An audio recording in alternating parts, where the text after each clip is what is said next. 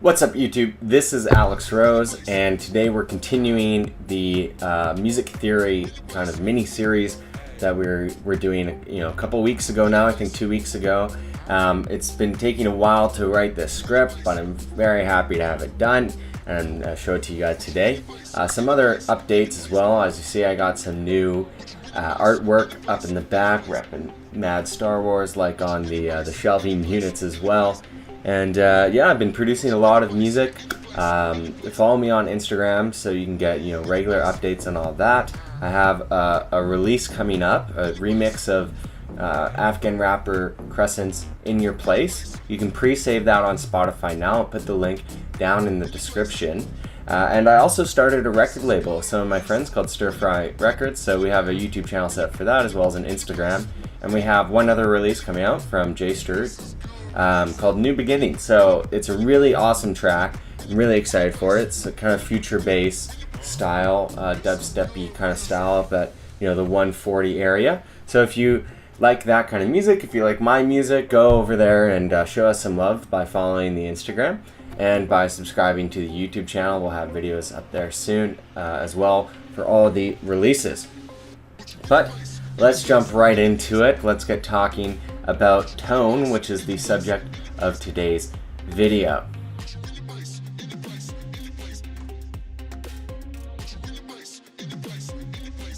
So, to start off, let's start with some basic physics of sound.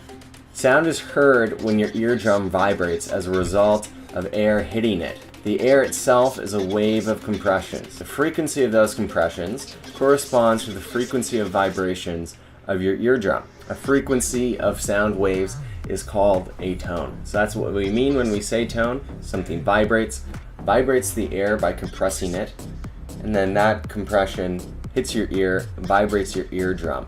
And whatever that vibration is, we call that a tone. So what we call a note is just a label that we give to a certain tone. The history of why we label certain frequencies, certain notes I should say, is really complicated. So let's just take it for granted that, for example, 440 hertz, when your eardrum is vibrating at 440 times a second, is called the note A, and so on for all the other notes. We use 11 of these notes. All these sharps can also be labeled as flats. I'll put them up right now. And for example, A flat can also be called B, can be called G sharp, and so on. It's really a matter of preference for the musician, which is which, but I'll have a legend up right now. Another important thing to remember is that everything has a tone. So you might have heard, tune your kicks or tune your clap and so on. That's because everything that vibrates has a tone. If it vibrates, it's vibrating at a frequency, and therefore, that frequency is a tone. It's a common misconception that things like drums especially don't have tones, but they do. It may just be that they vibrate variably and in such a sporadic way that they hit a lot of different tones, which is what gives it the quality of how it sounds. But chances are one of those tones is what we would call fundamental frequency, or the main tone of the sound being made. So it could have, a bunch of resonant tones above that fundamental frequency, but that's the one that is kind of the main driver of the sound. If you look at a frequency analyzer, I'll put up an example of one from a kick drum. You'll see that the single element, so in this case a kick drum, covers many different tones in the frequency spectrum. This is called tonal saturation, by the way, or harmonics, or like I said, resonating frequencies. But no, that's not too important. It's just, when you are saturating the sound, it just means you're adding more tones above it. However, that last tone, that fundamental frequency, is the strongest still. In summary, tones are just frequencies of vibration. If it vibrates, it has a tone. Elements can include or incorporate many different tones, called harmonics or saturation. Finally, we label 11 of the tones as notes. So that moves us on to our second section, which is notes. We know that the 11 notes we use correspond to 11 different tones, but they actually correspond to more tones than that. Remember when I said A is 440 hertz, 440 vibrations per second? Well, you see, A is actually 440 hertz to the power of 2x. So what that means is that A is also 220 hertz, right? Because that's half of 440.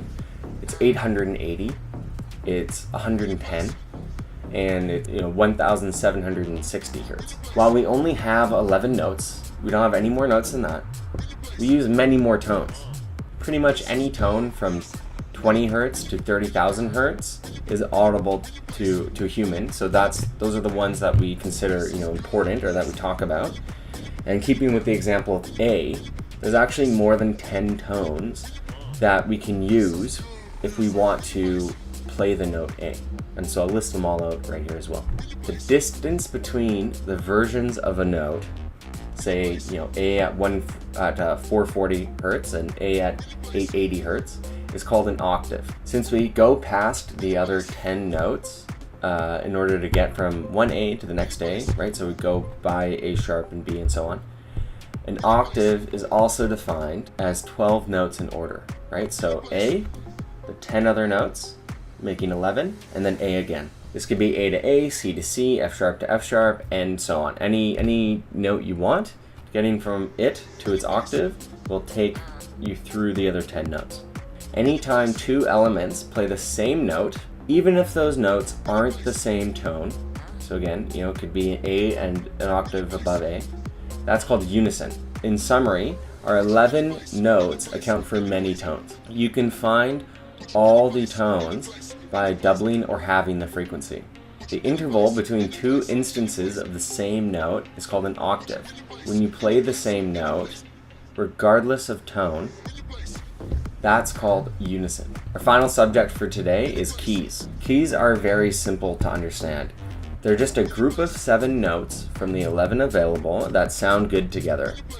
How that's determined is very, very complicated, and there's many different kinds of keys, but we'll just take it for granted that some thought was put into why these notes would sound good together. The two most popular types of keys, and the two that are relevant for, let's say, 99% of the music you'll be DJing, is the major key and the minor key. The root note of the key just means that's where you start the pattern from. So the major pattern, it skips a certain amount of notes and goes to, the next one. That's the pattern of the major scale. There's a different pattern for the minor scale. And the root note, so the note that's, the name of the key, just determines where you start that pattern from. So in A minor, A is the root note, and then the minor pattern is just applied to it, going upwards. What's cool is that every major key has a corresponding minor key, and vice versa. That's called the relative minor or the relative major. The easiest example that comes to mind is C major and A minor. They both use the exact same 7 notes, which are the white keys on a piano. So it's C, D, E, F, G, A, B. If you start with A minor, so A is the root, it's A, B, C, D, E, F, G. It's the same notes, you just started from a different place. Playing the same note is called unison. Playing different notes within the same key is called harmony. So if we're in the key of A minor or C major, playing C and A at the same time is called harmony. Many novice producers will ignore keys, saying they don't really matter, and they'll play a bunch of notes that aren't in the same key together. So for example, they'll play C, C sharp, and A, which are not in the same key together, at least not in the context of C major and A minor. When you do this, it's called dissonance as opposed to harmony. It's called dissonance. Dissonance is a very advanced intentional technique, if it is intentional. So you shouldn't do it unless you're an expert who knows what they're doing. As you would expect, since there's only 11 available notes and every key uses 7 of them, there's lots of overlap between keys. Unfortunately, it doesn't work out that C sharp major is very, very close to C major. It's actually very different. It's probably the most different between two keys. They only share 2 notes. However, G major, by contrast, shares 6 of the 7 notes in its key with C major.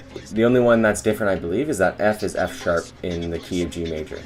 So it's still A, B, C, D, E, not F, and G. Right? So we've got 6 of the same 7 notes. So how can we use this for DJing?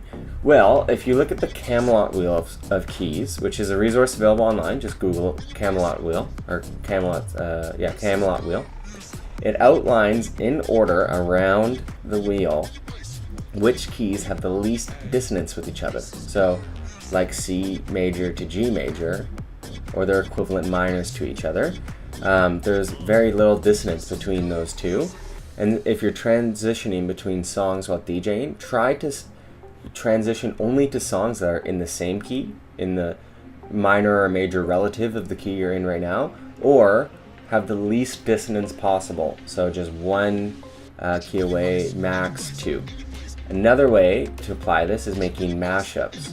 Whether you're doing them live or pre-making them in your DAW, never mash up songs in different keys. If you're going to do that, you have to change the keys of the songs that they align, right? So they can be the minor and major relatives, or you can change them so that they're in the same key. But do not, please never mash up 2 songs in different keys. It sounds terrible. You can hear the dissonance between the two when you listen to it. And sometimes people get tripped up because they accidentally mash up songs that are actually, like in that example of G major and C major, let's say, and they, personally don't hear those dissonant notes because there's maybe just one note in the melody that's dissonant.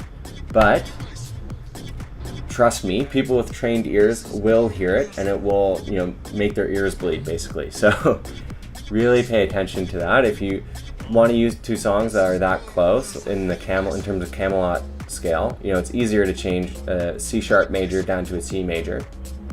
But let's say it's a G major and you want it to conform to C major, you have to use some kind of auto-tune program or Melodyne or whatever to change that one note that will be dissonant. In summary, keys are groupings of 7 of the available 11 notes. They can be major or they can be minor, and each major and minor is paired up like A minor and C major. Playing 2 notes within the same key that are still different notes is called harmony. Playing 2 notes that are not in the same key is called dissonance. Dissonance is in general bad and should be avoided. The Camelot wheel lays out all the keys in terms of having the least dissonance with one another. Use it for smoother mixing and use it for making mashups. So I hope you enjoyed this series, and I hope that you got to learn something out of it. If you did, please subscribe if you haven't already, like the video, and comment down below what other learnings you'd like for me to make videos about, especially as they relate to music theory and these kind of more advanced techniques and competencies. Finally, again, I'm just going to remind you that I just started a record label, and I would really appreciate if you could go over and show some support. All the links will be in the description. And I'll see you next time. Happy dancing.